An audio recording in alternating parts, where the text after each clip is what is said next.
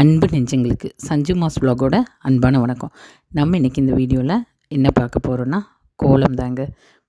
இந்த கோலமும் பார்த்திங்கன்னா இன்றைக்கி போட்டதில்ல. ஏன்னா நான் ஏற்கனவே சொன்ன மாதிரி வைரல் ஃபீவர் வந்து விட்டுருச்சு.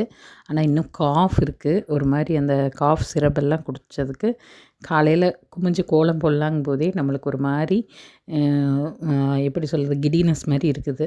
அதனால் வந்து வேண்டாம் அப்படின்னு சிம்பிளாக ஒரு குட்டி கோலம் மட்டும் போட்டுட்டு உள்ளே வந்துட்டேன்.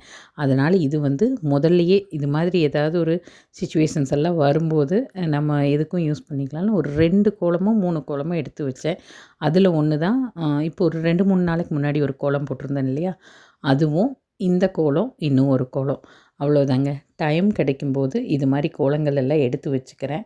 அதை நான் ஒரு சில வெளியே போக முடியாமல் இல்லை வேறு எதுவும் கண்டென்ட் எதுவும் எந்த வீடியோவும் எடுக்க முடியாத நேரங்களில் இது மூலிமா உங்கள் கூட பேசிக்கலாம் அப்படிங்கிற ஒரு முடிவில் தான் இந்த கோலம் எடுத்து இன்றைக்கி போட்டிருக்கேன். லைஃப்பில் பார்த்திங்கன்னா நிறையா நெளிவு சுழிவுகள் இருக்கும். அது வந்து எல்லாத்துக்குமே இருக்கிறது இயல்பு.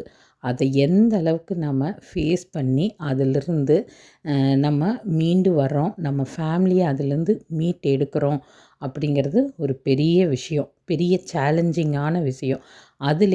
அதில் வந்து நம்ம லேடிஸான நம்மளுக்கு அதில் வந்து பங்கு ஜாஸ்தி. ஏன்னா வந்து பொதுவாகவே சொல்லுவாங்க, ஒரு வீடு நல்லா தான் இருக்கிறதும் அந்த வீடு வந்து ஒரு சிரமத்துக்கு ஆளாகிறதுக்கும் மெயின் காரணம் அந்த வீட்டில் இருக்கிற லேடிஸ்னு. அப்போ நம்ம எந்த அளவுக்கு அந்த நெளிவு சுழிவுகளெல்லாம் புரிஞ்சு நல்லபடியாக ஃபேமிலியை ரன் பண்ணி கொண்டு போகிறோம் அப்படிங்கிறதுக்கு தான் அந்த காலத்தில் இந்த நெலிக்கோலங்கள்லாம் சொல்லி கொடுத்தாங்களாமா.